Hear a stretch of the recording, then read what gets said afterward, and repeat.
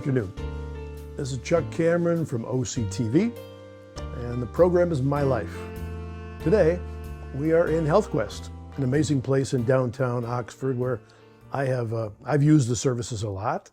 And next to me is a guy who has some modest part of the HealthQuest operation, Dan Garr. Thank you for taking time to meet with us today, Dan. My pleasure, Chuck. Thanks for coming out. We're going to hear a bit about your life. Okay, sounds good. Let's start telling us, what's this all about? What's this HealthQuest business, and Sure. how did you get into this crazy business? So we're sitting in the office now. We're in our new building. We've been here for 8 years. We started out in the village right across from the Oxford Bank, 53 South Washington, little tiny place. I thought it was big when we first moved in, and it got to be too small. So we moved into this building. We've been here 8 years, and we've been in the community for 18 years, providing physical therapy, medical fitness, exercise prescription, preoperative, postoperative, everything we can do, and then just getting entrenched and ingrained in a wonderful community. So here we are. You do seem well entrenched in this community. It's great to watch your participation in a lot of things that don't require snapping and snipping and crunching bones, but doing things for the community. Thanks. So let's figure out about Dan. Let's go back to when you were a kid. Talk to us, if you would, about growing up. What was your home like, and what was your home life like? Perfect. And maybe a little bit about mom and dad and siblings. Anything you want to talk about there? Okay. Well, I grew up in St. Clair Shores, so East Side kid. We were about a quarter mile away from Lake St. Clair, 11 and a half in Harper. Great neighborhood, just how every kid I think should grow up. There was kids in every house up and down the row, and you know, in the summertime, you'd get up in the morning and first people outside would go grab the other people, would grab our baseball mitts, go to the field, we'd play baseball, and or go fishing early in the morning, whatever it was. Anything we could do outside, and there was no cell phones, which was really cool because we could all kind of have fun. I grew up in a great neighborhood, and it was cool because, you know, all the kids got along most of the time, but every once in a while you'd have a little scuffle, which you grow from. So grew up in St. Clair Shores, went to Lakeview High School for half of my freshman year. Actually, before that, I went to St. Germain grade school for 6 years. Then I'm like, I want to play sports. So I went to the public junior high. It was Ottawa. Then they transferred us to Jefferson. So change of school. Then I went to Lakeview for half of my freshman year, and my buddy was a quarterback and I was a tight end, and we grew up together. So my buddy Johnny Evco, who's no longer with us, by the way, we would just play ball all the time. And so every passing play, no matter if it was supposed to go to the wide receiver or somebody, he'd find number 85, he'd find Danny Garr and throw me the ball. So in our freshman year, one of our coaches said, you guys would be good to go to Bishop Gallagher High School and play football for Gallagher. We're like, okay. Well, Johnny was a better baseball player than football, and they had a great baseball program there. So we transferred to Bishop Gallagher. So I've been to a bunch of different schools. So we ended up going to Bishop Gallagher, and he played baseball, I played football, and it was a great experience. What a great friendship. It was good. Talk about home. Mom, dad, siblings. What was life like in the house? So we had the typical 3-bedroom brick ranch in St. Clair Shores. Mom and dad. My dad was an electrician, owned his own business, Garr Electric. And when he and his business partner sold it to the guys, they still call it Garr Electric. Every once in a while, I'm over on the east side, I see a gray van go by with the Garr Electric logo on it. I'm like, that's pretty cool. So my dad, he worked hard. He was a blue collar, and he taught us kids, you do a job. Can you put your name on that job? If you're going to cut the grass, you're going to pull weeds, you better be able to put your name, he said, and my last name on that job, because if it ain't right, you're going to pay the price. And we did a number of times, but it stunk going through that process, but we became better people for it. My mom stayed at home with us, was great, and they came to all the sporting events they could come to, supported us with what we wanted to do. And I remember after high school, I didn't know what I wanted to do with my life. I went to high school for sports and girls, not grades. My dad threw me a tool belt and said, you're an electrician, I'll see you Monday morning. So I worked for my dad for 2 years, and I couldn't call in sick. I lived under the same roof. Couldn't fake a sickness. If I'm out drinking with my buddies the night before, I'm like, I got to go to work tomorrow. Oh my gosh. So working for my dad was, being the boss's kid was one thing, but learning the trade of electrical apprentice and blah, blah, blah was good. But I always had a dream of doing something in healthcare from a class I took at Bishop Gallagher. It was called Exercise Physiology and Sports Medicine. And I'm like, I think that's what I want to do. And my dad said, whatever you're going to do, be the best you can be at it. Excel. He said, I'd love for you to take over the business, but if this isn't for you, go find it. Got it. So support, but freedom was great. So, yeah. And so my brother, I have an older brother, younger sister. My brother now is, he lives in Dearborn Heights. He owns a limo company, kind of long hair, kind of stuck in the 80s type thing, but he's a riot. And my younger sister lives up in Davison with her husband, and they do pretty well. And we're different in a way. The three of us are all different, but supportive. And my brother, if you need something at 2 a.m, I better be your first phone call, because you're going to be mine if I need something. So excellent. Solid. Yeah. Excellent. Good family. Great family. Sounds like a good foundation to build upon. Amen. Indeed. 100%. Teachers, counselors, coaches in your early life that made an impression on you? Yeah, absolutely. Our my head football coach at Bishop Gallagher, George Sahady.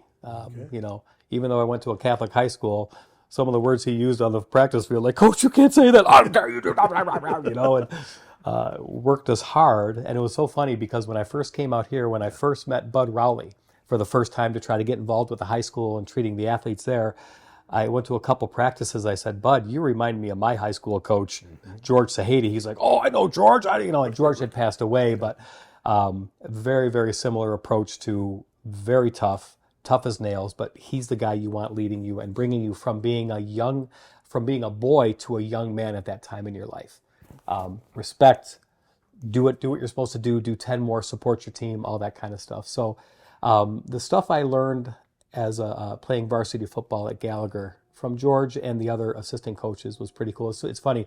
We just had a patient come through here a couple months ago, and when the guy walked in, I said, "Oh my gosh, it's George." The guy looked just like my old football coach. Oh. I can't even think of the patient's first name, but I kept calling him George or Coach whenever he came in. He'd laugh and all that stuff. So, but yeah, those guys were probably the mentors. I always tell people, I said, yeah, my football coach was tough. Bud Rowley was tough, all these things.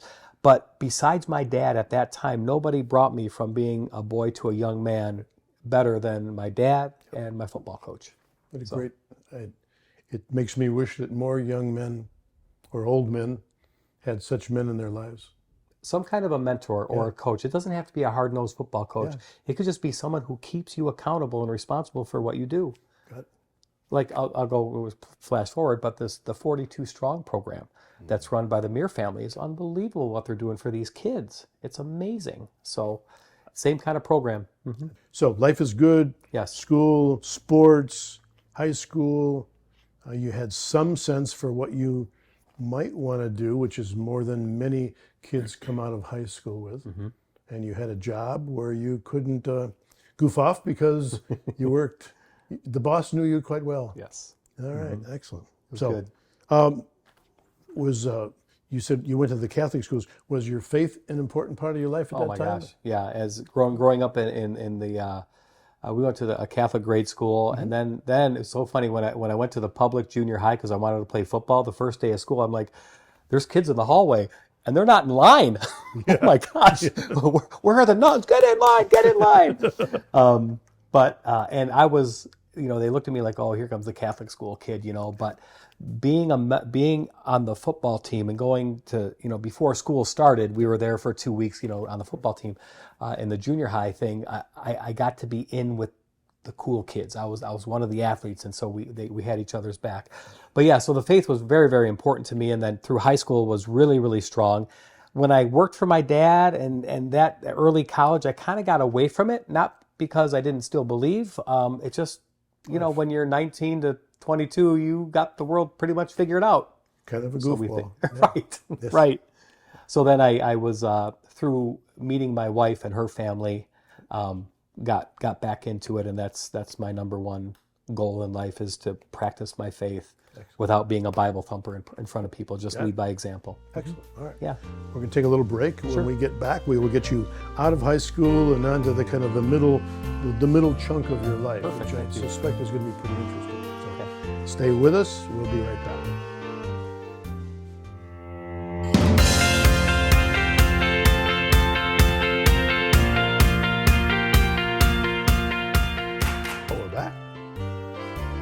story so far, my friend. It's good memories. Thanks for digging them out of my head. It's one of the best parts of my job. Right? I can promise you. Good. So you got through high school. Right. What happened next?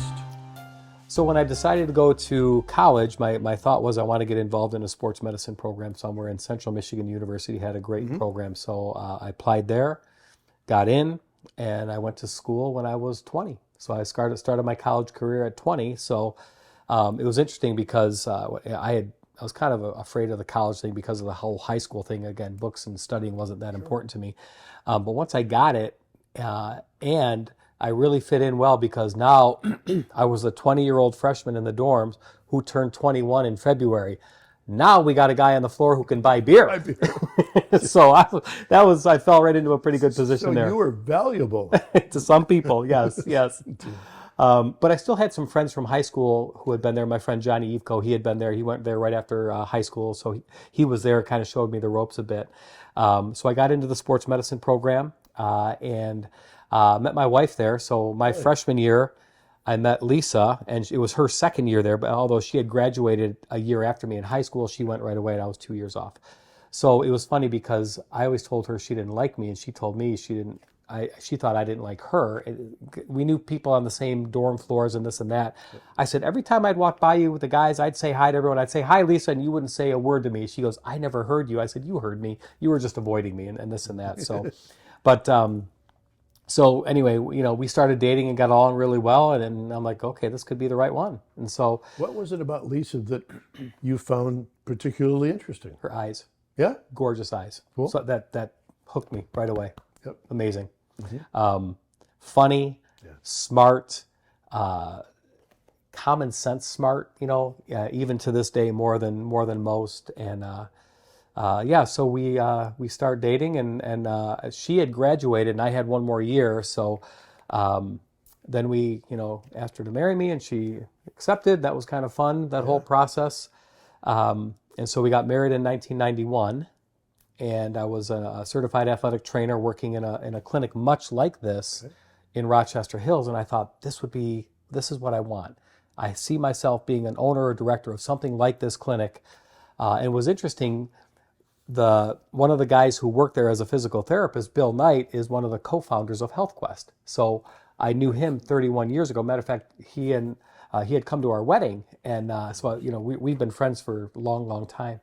So that was really great. But then when we had our first daughter, we had our first child as a daughter, I thought, you know what, this sports medicine thing might not take me to where I want to go. So I remember coming home one day, this was before she was born actually, I told my wife, I said, honey, you're going to be head of household. I'm going back to school for my master's degree in physical therapy. She's like, what? So we cut back on everything. She had a good job with EDS at the time. We had benefits through her. I went back to Oakland University for PT school for 3 years. I graduated when I was 30. I'm thinking, oh, what are you doing? It's way too late in life. Looking back, by the grace of God, it was the best thing I ever did. A little later than I wanted to, but best thing I ever did, because that got me to be able to get into this position where I am now. Credentials open doors that can't open otherwise. Right. Even if it takes a little longer than you want to get the credentials. You got them. I did. And, and it was funny. I never thought like my parents were like, hey, what are you going to do here? Figure something out. Get going here. I think they saw the plan of where things were going. And then after getting through Oakland University, then my wife said, okay, now that you have that, we're no more schooling. Let's start a family. And so then shortly thereafter, we had our first daughter, Haley. So what was it like being a first dad? Oh my. Well, they don't come with instruction books like everyone says. They do not. Beautiful little peanut head, blonde head, and like, now what do we do? Yep. Right? We had just bought our first house, a small bungalow in Royal Oak. So we brought this little thing home to this house. And I remember I walked in the car carrier from the hospital and walked into her little room, and I set her in the room, and I closed the door, and I said, now don't come out till you're 18. We'll see you then. My wife's like, you can't do that. But it Moms do have a different perspective. A little bit. At that point, yeah, she was right. She's right 100% of the time at that time, for sure. No, it was awesome. Everything you learn and how to, for parents, there's nothing better. except being a grandparent, I heard, and you can That's probably not. speak to that. I promise it's not a bad gig. Yes, I get You it. will like it. What has being a father of Haley taught you as a man? A dad's love for a daughter is different, especially in those tough, like early teen years, right? So I remember a time when she was 14 or 15, she just went through a little bit of a rough spat, what I thought. Oh, dad, dad, you don't understand. Oh, I'm sorry if I did that. So there were sometimes I wanted to strangle her. And my wife would say, honey, all she needs is a hug from you and say, I love you, I love you, I love you. And as much as I said, no, I need to be the dad and say, no, you're wrong and this is why, once again, Lisa was 100% right and that's what she needed. And that was it. And Haley and I laugh about it to this day, about all those times. And she said, I'm so sorry for how, I said, sweetie, I've seen a lot of teenage girls come through my clinic and I'm like, oh my gosh, you had a short time in your life where you were a little off the tracks a bit, but they all go through that. And, But it was a great learning experience, and I tried to do as much as I could with her. Matter of fact, when she was first born, my wife was still working for EDS, and so when she went back to work, we worked our schedule in that one of us was always with her. So I had 4 days in the week. I would either work in the morning or afternoon. So if I worked a morning shift, I would come home. We'd do the baby handoff, give her a kiss. My wife would go to work in the afternoon. Now I have this little thing, like, what am I going to do? I took her everywhere. Yeah. We went to the park. We went to visit grandparents. And we went to visit aunts and uncles. I took her out to go to lunch with my buddies. It was awesome. So it was fun. So you've got a daughter. Yes. And then you had a son. Yes. Yep. What's his name and what's Ryan. he like? Yeah, our son Ryan is 22 now. He just finished his 4th year at CMU. He's back up there in the fall for one more semester. He wants to be an accountant, so he's got to take one more semester full of classes to be able to sit for the CPA exam. So he is, his life is, he does great in school. His life is grades, food, and going to the gym. He's getting pretty big and pretty strong, and he loves the sports, and he played all the sports I played in high school, loves to play golf, but his big thing is he just loves to go to the gym, and now I don't win the wrestling matches anymore like I used to when he was 10.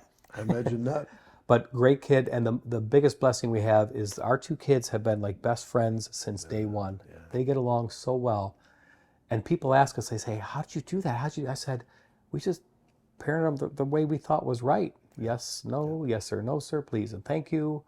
And they do great. So he's got one more semester, then he'll come home and he'll study for the CPA exam, and good luck passing that, from what I hear. That's a lot of work. And his goal is to become a CPA, work for one of the big 4 companies. He wants to go to Florida and work for a little while and then see what happens after that. What has being a father of a boy taught you? I can have a lot more fun with him in ways I couldn't have with Haley. Just guy stuff, joke, just pushing him around, being a little more tough with him versus the, treat her like a flower type thing. Haley was pretty tough. She played the sports and she worked pretty hard in the sports she played. But I would coach Ryan's little league teams or be the assistant coach. Sure. And I remember one day, it was the second year, I was leaving work. I had to go home, pick him up, and get him to practice. And I'm trying to battle through traffic and get home, and I had lineups, and I was running the practice today. And I remember I called my dad, and he was like, "Hey, what's going on?" I said, "Thank you." He said, "For what?" I said, "For coaching our little league team at Gaffkey Park in St. Clair Shores." He goes, "I knew you'd get it sometime." I said, "Dad, I had no idea what this involves." And you don't, do you? I didn't until I did it. Yep. And I think that made I think he was happy that I called. I said, I got to call him and tell him. It was great. Bravo. But it's a good thing. A lot of fun. Travel? Have you, as a family, traveled anywhere? Done any? A little bit. We've done little trips. We, when the kids were little or younger, we took a train to Chicago for a spring break time one time. And one day the girls went to do all the shopping in downtown, and I took Ryan to Soldier Field in Chicago. We did a tour of Soldier Field, and nice. I'm a big Bears fan for whatever reason. I don't know why, but I love the Bears. It might was be awesome. easier than being a Lions fan, well, but we won't go. Different. We'll see. I hope so. Yeah. Yeah, so we've done that. We took a little 4-day cruise one time with the kids. We go down and see Lisa's dad. He's down in Florida, so we go down and visit him once in a while. Right. Where else did we go? I think we took the kids to Cancun one time for a week-long vacation, and sure. And that was good. Now my wife keeps saying, let's do one more family vacation before they get too old not to do it. And So we're trying to plan something like that. That does happen. I know. Yeah. Quickly, doesn't it? More- It happens fast. More so than you could know. Yep. Right. Well, we're going to take a little break. When we come back, we're going to take a little more about life from then to now and maybe look ahead a little bit in the future. Perfect. All right, So thanks. don't go away.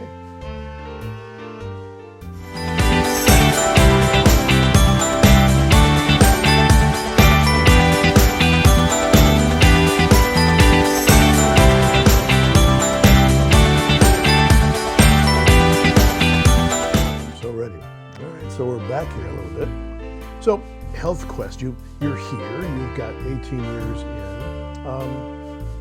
How have you changed from when you started this gig to the guy you are today? And how did those changes happen over time? You get different roles than you used to have. Yeah. You're a different age than you used to be. How have you changed in that time? Well, as you know, just life experiences, right? Things you've gone through. My wife and I have gone through highs and lows and different things through our marriage. And what's kept us together is our faith. And it's like, okay, boil it down.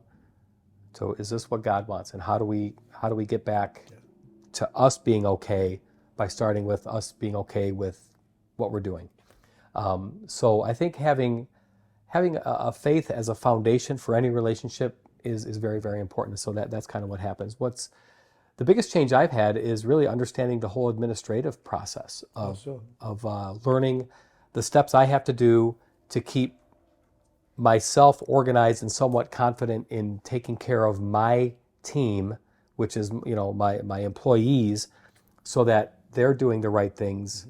They don't have to do it the way I do it. Just be the best you can be to your patients. We have a saying at HealthQuest, we always want to give every patient an exchange in abundance. If they feel like their insurance is paying this much for their visit today, I want them to walk out of here feeling like they got this much. So, because I want people walking out of here being walking billboards for their experience here. This might be the highlight of a senior citizen's day. This might be the only thing they have. It may. They go home, their kids call them or whatever, like, oh, we had so much fun today at therapy and they bent my knee around and blah, blah, blah. They did what? But we have to give them a good experience. So part of that is, like you said, being involved in the community. I mean, we have a great Oxford Power Networking group run by Jeff Rowe, the Chamber of Commerce with Amy and what she's doing with the Chamber of Commerce, and we're growing, and how many people are attending our coffee connects and our ribbon cuttings and all these things. It's like, this is getting really, really big, and they're good people referring business to good people, confident. You need somebody for that? I got you. I got somebody who here's, call this person, call this lady, call this guy, and they'll take care of you with that. So then how does that help you in your life? All those resources are great, but how do you use those resources to be a better you? It's just you surround yourself with good people and you become a better person. You surround yourself with bad people, they can pull you down. We've seen that with a lot of kids and a lot of things in all the areas, places you don't even expect it to be. So we've had some issues here with some people, and I've learned now how better to listen more than talk. Let them tell me what they want to tell me. I already know my answers, right? It's like parents say, I'll never ask you a question that I don't know the answer to. But I want to hear what they say, because every once in a while I'll be like, oh, I never thought of it that way. Interesting. Now I get it. A while back I had an office manager and an employee, another office worker, and the office worker came in, she's crying. She said, she told me I can't do my job and I need to quit because she's so mean. She said, I can't do my job. I said, hang on. So I brought the office manager. I said, what are you doing saying she can't do her job? She starts laughing.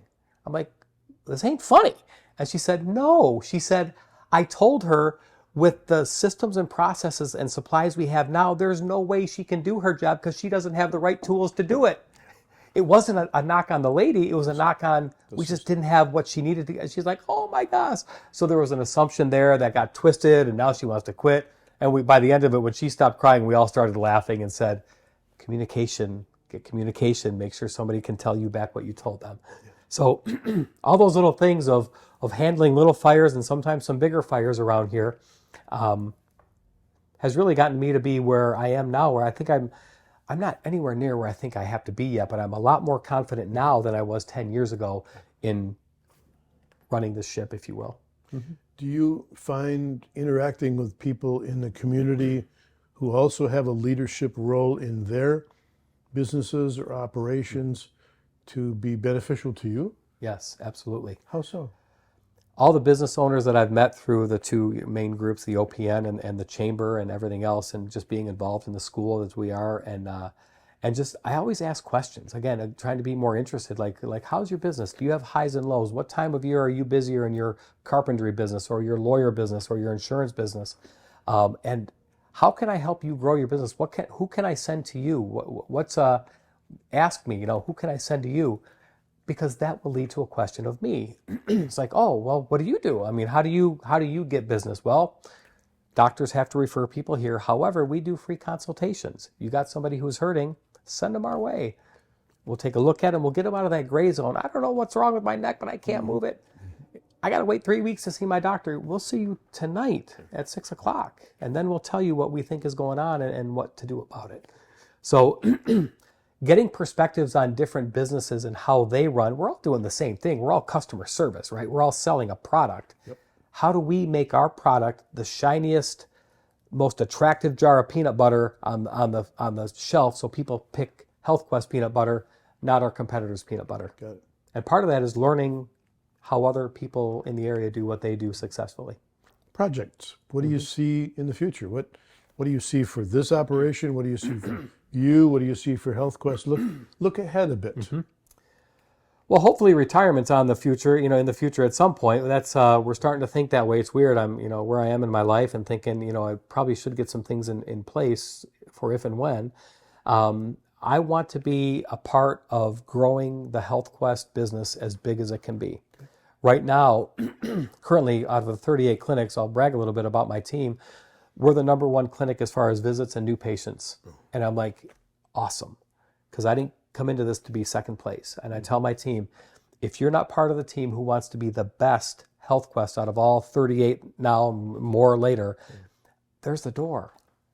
If you don't want that, I don't want you. And nothing personal, but we want to be the best. However it's measured, whether it's by numbers or morale or referrals, whatever it is, I think we do a pretty good job here. And it's nice to know that in our little plot of land known as Oxford, it's not Shelby Township and Novi and some of these bigger communities. We have the most visits. It's pretty cool. I can hang my head on that right now. I want to get better because if I can get better and then other guys or girls who own HealthQuest see, how is Dan doing that in Oxford? Hey, Dan, what are you doing differently on the marketing side that I can help with? How are you getting your arrivals the way you're getting them? How are you doing this? Yeah, let me help you because I may have questions for you as far as how you can help me. It's a big team effort. So hopefully at some point as this thing grows, I'm not sure what the end of the road looks like for HealthQuest. We have ideas, but eventually I'd like to retire, work because I want to work, not because I have to work. Sure. Do something in the physical therapy field, but do something also in the golf world. I want to do something with either selling or training or teaching golf because, right, that's my sport, man. That's what I love to do. You did mention that you enjoy that world. I do. Yep. I'm guessing life is as long as it's going to be, but you'll have lots of opportunities to do that. I hope so. Yes, sir. I hope so. It's cool. Well, we're winding down. Okay. We thank you so much, as we always thank folks, for taking time to talk about your life. It's a fascinating life you have. Thank you. And a good operation here. We hope that as you go forward, you're able to continue to, I smile, I'm hearing coach. You're being the coach that you had in the past for your team here. So may you be a good, successful coach to your teams here. Thank you. Yes, sir. All right. Yes, thank you. So we will talk to you later. We thank you all for watching our show, and we hope you stop by and say hi to Dan, and hope you don't need his services until you need his services. So thank you, Dan. Pleasure. Thanks, Chuck. All right. Thanks for coming. Yes, sir. Appreciate it. This was fun. Until Thank next time, we thank you for watching My Life. Chuck Cameron, Oxford Community Television. Have a great day.